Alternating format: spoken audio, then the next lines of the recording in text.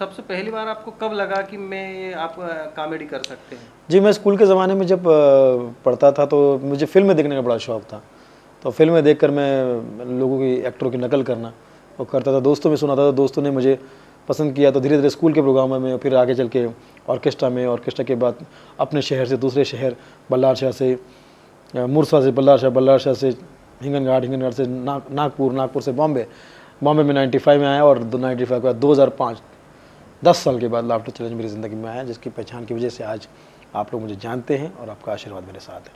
लेकिन आपके जो किरदार में सबसे ज़्यादा रतन नूरा का जिक्र होता जी है, जी। तो रतन नूरा है क्या ये? रतन नूरा एक ऐसे कैरेक्टर थे जो मेरी ज़िंदगी में आए, जो बहुत बड़े शराबी थे और उनको कोई जानता नहीं था, पहचानता नहीं था और उनका कोई मार्केट में सम्मान भी नहीं था क्योंकि बहुत बड़ा शराबी था। लेकिन मैंने उनको देखा और आज उनकी कॉपी की, आज मेरी पहचान ही रतन नूरा है। तो मैं समझता हूँ कि जो कैरेक्टर अपने लिए कभी काम नहीं कर पाया, उन्होंने मेरे लिए इतना बड़ा काम कर दिया कि आज हमारे बीच वो भले नहीं है लेकिन ईश्वर के चरणों में हमेशा मेरे लिए प्रार्थना करते होंगे। रतन नूरा की वजह से आज मेरी पहचान है और मैं उनको सलाम करता हूँ। वो मुझे अपने एरिया के एक छोटे से होटल, जंबो होटल में मिले थे और मैंने धीरे धीरे उनकी कॉपी की। आज आप लोग जानते हैं मुझे एज ए रतन नूरा। हमने देखा है कि कई बड़े बड़े स्टार्स हैं जिनके बच्चे और कई लोग ऐसे हैं जिन्होंने करोड़ों रुपए लगाने के बाद भी वो फेमस नहीं हो पाए और उनके मन में ये भावना है कि वो लोग उनको, दुनिया उनको जाने, लेकिन आप बहुत कम समय में इतने पॉपुलर और इतने प्रसिद्ध हो गए कि हर एक की जुबान पर उनका, आपका नाम आ गया है। ये क्या कारण है? ये एक विशेष परमात्मा की कृपा है, माँ बाप का आशीर्वाद है, गुरुजनों की दुआ है। मेरे गुरु जिमी मोजेस, प्रेरणा स्रोत जॉनी लीवर साहब और पंकज सरस्वत जिनका ये प्रोग्राम था लाफ्टर चैलेंज, माता पिता का आशीर्वाद, ये सब चीज़ें हैं कि जिसकी वजह से मैं हूँ। वरना अदरवाइज़ मेरे जैसे बहुत सारे टैलेंटेड लोग हैं चांस के लिए ढूंढ रहे, उन्हें भी चांस कभी ना कभी मिलेगा, लेकिन मुझे मिल गया। मैं ईश्वर का धन्यवाद करना चाहता हूँ, दर्शकों को धन्यवाद करना चाहता हूँ। मैं बस यही ईश्वर के चरणों में प्रार्थना करता हूँ कि दर्शकों का प्यार मेरे साथ में हमेशा ऐसे ही बना रहे। अभी तो आप फिल्म इंडस्ट्री में हैं और बॉम्बे में रहते हैं। इसके पहले लोग ये जरूर जानना चाहते हैं कि आपका कैसा जीवन था, इसके पहले आप कहाँ रहते थे? बॉम्बे में ही रहता था, जहाँ पर मैं आज जुहू पे रह रहा हूँ, सांताक्रूज़ में। वहीं पे मैंने किराए के मकान पे रहता था। पहले बहुत छोटे मकान पे रहता था, थोड़ा सा फिर बड़ा हुआ, फिर जुहू पट्टी में थोड़ा सा ठीक ठाक घर पे आया, फिर एक 1 रूम किचन पे आया, किराए पर करता रहा। लेकिन लाफ्टर चैलेंज के बाद में भगवान की दया से आज खुद का जुहू पर घर है और गाड़ी है। एक उम्मीद से 100 गुना जो जिसे कह सकते हैं, ईश्वर ने मेरी सुनी। मैं बस नतमस्तक हूँ ईश्वर से और मैं प्रार्थना करता हूँ कि कृपा बनाए रखें। आप छोटे पर्दे पर तो बहुत बड़े स्टार हो गए हैं आज जी, लेकिन बड़े पर्दे के बारे में आपका और छोटे पर्दे के बीच में आप क्या, किसे ज़्यादा महत्व देते हैं? मैं दोनों ही पर्दों को समान देखता हूँ क्योंकि बड़ा पर्दा का अपना एक जलवा है जिसमें स्टार लोग होते हैं और छोटा पर्दा भी आज स्टारों को लेके काम कर रहा है। तो छोटा पर्दा अब बड़ा हो गया और बड़ा पर्दा भी अब इक्वली हो गया सब मामला। तो मैं चाहता हूँ कि दोनों जगह पर जहाँ जहाँ मौका मिले, फिल्में भी कर रहा हूँ, फिल्में की भी है, आगे भी करता रहूँगा। जैसे भावना को समझो को Guinness book of world record मिला है, और भी फिल्में कर रहा हूँ, मैं पहले भी कर चुका हूँ और टेलीविज़न पे कर रहा हूँ और स्टेज पे कर रहा हूँ। तो मैं तीनों चीज़ों को, तीनों माध्यमों को इक्वल मानता हूँ, चाहे वो रेडियो का हो, टीवी का हो, स्टेज का हो या फिल्मों का। ये चारों माध्यम को मैं अपना मेरा प्रिय स्थान है ये चारों।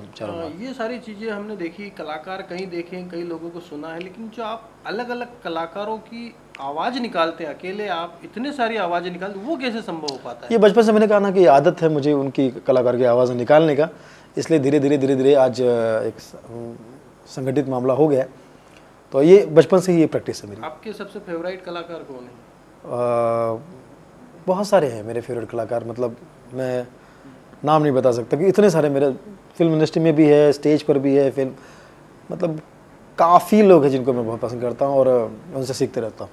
सबसे फेवरेट आपके, शायद आप नाना पाटेकर की जो आवाज़ निकालते हैं वो बहुत पसंद करते हैं हमारे दर्शक। जी। थोड़ी एक आधी लाइन उनकी कुछ नाना जी की। अच्छा है, आज मेरा केबल पर मैं आया हूँ, बहुत अच्छा है देखते रहो, आज मेरा केबल देखते रहो, वरना जानते हो नाना का हेडेक है, उसमें भी हेडेक है आज मेरा केबल, कुर्सी हो या टेबल, देखना आज मेरा केबल। सुनील भाई, वाकई में आप एक कलाकार हैं, इतनी जल्दी इतना सारा जोड़ लेते हैं और मेरे अंदाज से आप एक कलाकार के साथ एक लेखक भी हैं, बहुत अच्छे लेखक भी हैं, इसीलिए आप तत्काल एक जोक हमने आपको सुनाया था उसके आपने 1 सेकंड के अंदर 4 जोक बना दिए। तो इससे लगता है कि आप ओरिजिनल कलाकार हैं। आपने हमें समय दिया, उसके लिए हम आपके बहुत बहुत आभारी हैं। मैं आपके लिए ईश्वर से प्रार्थना करता हूँ कि आपका केबल जो है दिन दूनी रात चौगनी तरक्की करे, और आज केबल जो इंदौर में चल रहा है वो हर दौर में आउटडोर भी चले, इंदौर के साथ साथ आउटडोर में भी चले और खूब नाम हो आपका। अजमेरा केबल जिंदाबाद। ये हो गया। सुनील जी, आप मुनि श्री प्रणाम सागर जी महाराज जी के आपने दर्शन किए, और मुनि श्री प्रणाम सागर जी महाराज जी के दर्शन करने के बाद आपको कैसा अनुभव हुआ? बहुत अच्छा लगा मेरे को, उनके साथ में मिलकर काफ़ी तनाव दूर हुआ, मेरे तनाव जो थे काफ़ी दूर हुए, सुकून महसूस हुआ, कार्यक्रम बहुत अच्छा हुआ।